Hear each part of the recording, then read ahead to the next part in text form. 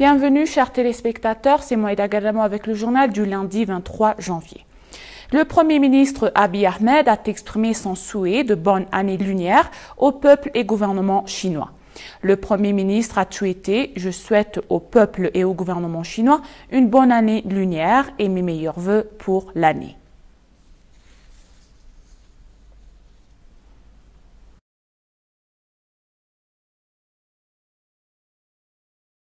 Entre-temps, le vice-premier ministre et ministre des Affaires étrangères, Damak Amakonnen, a adressé ses vœux les plus chaleureux pour les nouvelles années lunaires prospères au peuple chinois. Je suis convaincu que nous utiliserons le nouvel an pour renforcer les liens de longue date entre l'Éthiopie et la Chine, a-t-il tweeté. Il a également exprimé l'espoir que la nouvelle année symbolisera la force, la ténacité et l'audace pour la Chine et l'Éthiopie.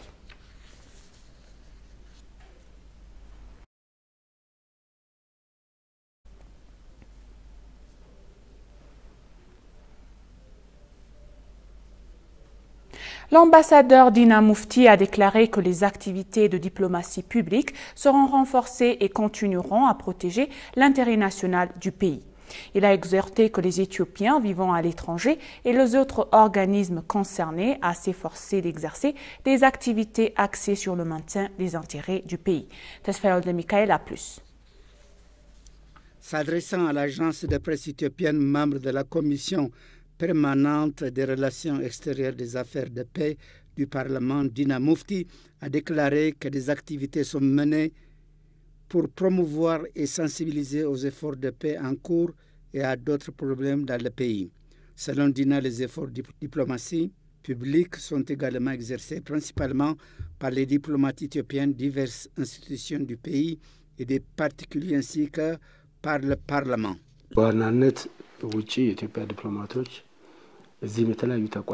Les efforts de diplomatie publique sont exercés principalement par les diplomates éthiopiens, diverses institutions du pays, des particuliers ainsi que par le Parlement.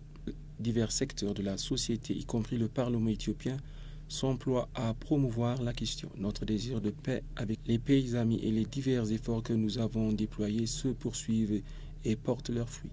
En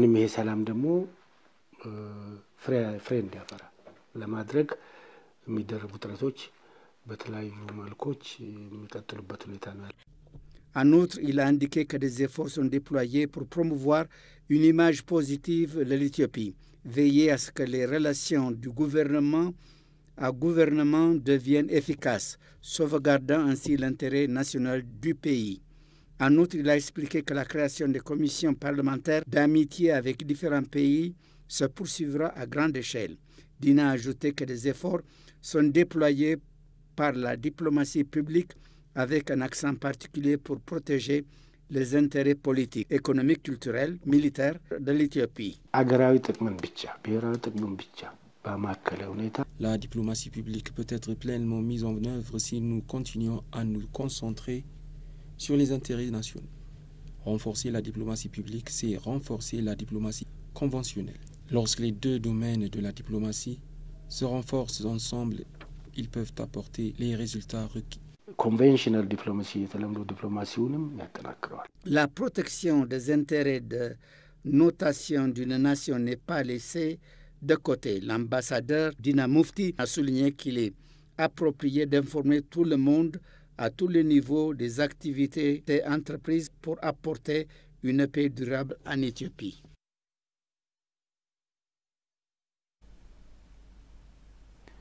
Le gouvernement fédéral et le TPLF sont déjà parvenus à des résolutions pacifiques sur le conflit qui a ravagé le nord de l'Éthiopie au cours des 2 dernières années. Maintenant, un élan pacifique se produit dans les situations de guerre sur le front nord et tout le monde aspire à la normalité dans la partie nord de l'Éthiopie qui comprend les régions Afar, Amhara et Tigray. Les chauffeurs du principal camion dans les régions affirment que la pénurie de pétrole affecte leurs activités quotidiennes, entravant le service de transport qu'ils fournissent depuis longtemps. Mais Tasbeol Daragay a plus.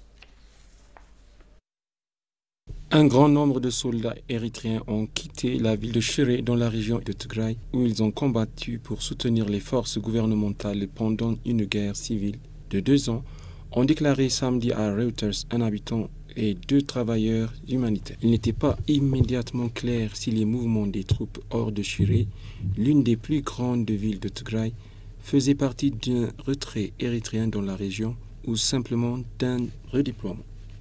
Un habitant de Shiré a déclaré que les convois érythréens avaient été vus quittant la ville tôt le matin jusqu'à environ 17 h le vendredi. Samedi, le secrétaire d'État américain Anthony Blinken s'est entretenu avec le Premier ministre éthiopien Abiy Ahmed au sujet du retrait des troupes érythréennes et s'est félicité de ce développement, notant qu'il était essentiel pour assurer une paix durable dans le nord de l'Éthiopie. Selon un communiqué tweeté par le département américain de l'Éthiopie, par le porte-parole de l'État Ned Price. Les habitants de la ville et du comité ont maintenant indiqué que l'accord de paix signé à Pretoria leur a apporté des résolutions durables vers la coexistence pacifique et le développement. Le prix du benzène pour les véhicules à 3 roues a baissé et nous revenons à des situations normales à partir desquelles nous avons beaucoup payé pour les sources d'énergie. Le dividende de la paix nous aide beaucoup. Maintenant, nous payons moins d'une centaine d'ici, alors que nous payions environ 800 beurres. C'est trop de différence. Nous avions l'habitude de travailler pour survivre.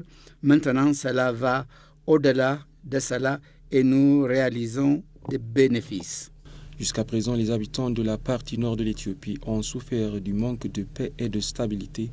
Mais maintenant, les choses ont un scénario différent et des activités prometteuses sont en cours. Les administrateurs régionaux sont suffisamment optimistes pour que toutes les activités politiques, sociales et socio-économiques s'arment de leur juste forme pour de meilleures réalisations. Le ministre de l'Éducation, Berhanu Nega, a déclaré que des préparatifs sont en cours pour reconstruire les écoles saccagées par la guerre. Selon le ministère de l'Éducation, dans le nord de Gonder, la ville d'Adarkay, sur 72 écoles, plus de 50 établissements d'enseignement, ont été complètement détruits. Lors de sa visite dans les régions d'Afar, d'Amara, de Benishangul Gumuz et d'Oromia, le ministre de l'Éducation, Berhanu Nega, a expliqué que les préparatifs sont finalisés pour mieux reconstruire les écoles endommagées.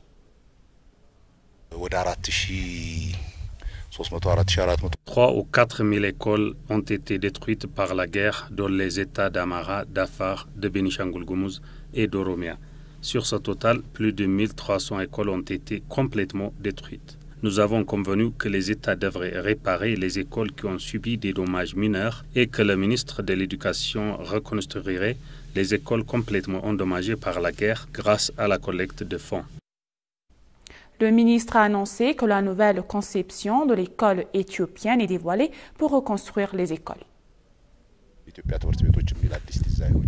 Nous avons conçu une nouvelle école appelée École éthiopienne. Sur cette conception, nous avons prévu de réparer les écoles endommagées. Quelques 80 écoles ont été confiées à des entrepreneurs au cours de cet exercice. Nous sommes également prêts à construire de nouveaux lycées à travers le pays.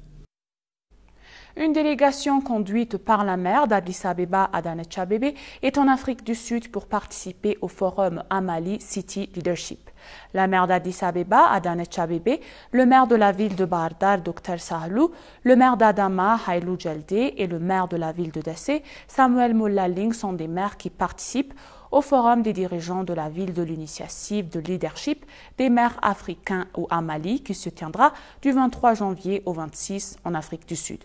La mission a été chaleureusement accueillie par les représentants de l'ambassade d'Éthiopie à Pretoria et les membres de la communauté éthiopienne du Cap, et les informations que nous avons reçues de l'ambassade d'Éthiopie en Afrique du Sud indiquent que leur participation au forum vise à échanger des expériences avec de différentes maires des villes du continent.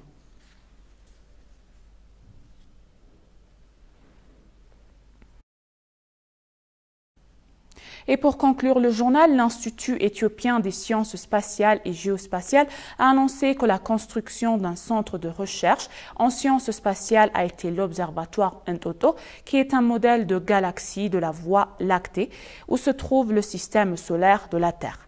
Il a également déclaré que l'Institut éthiopien des sciences spatiales et géospatiales est en train de construire ce projet et d'autres projets en allouant plus de 700 millions de beurre. L'ingénieur Mahalet Elcho, coordinatrice du projet de l'Institut éthiopien des sciences spatiales et géospatiales, a déclaré que la construction du centre de recherche en sciences spatiales, qui est un modèle de démonstration de la Voie lactée, est en cours avec un budget de 287 millions de beurre. La soi-disant Voie lactée en physique serait une galaxie qui comprend d'autres étoiles, y compris le propre système solaire de la Terre. Elle a expliqué que la construction du centre vise à montrer à quel point le monde dans lequel nous vivons est le plus petit de la Voie lactée. L'ingénieur Mahalet a expliqué que la construction du projet aidera les recherches et les étudiants sur le terrain à comparer le monde dans lequel nous vivions avec la Voie lactée.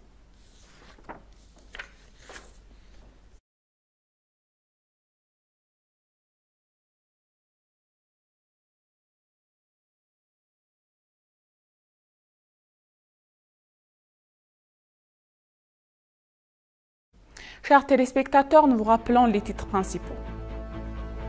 Le ministère des Affaires étrangères a déclaré que des efforts de diplomatie publique étaient déployés pour garantir l'intérêt national de la nation.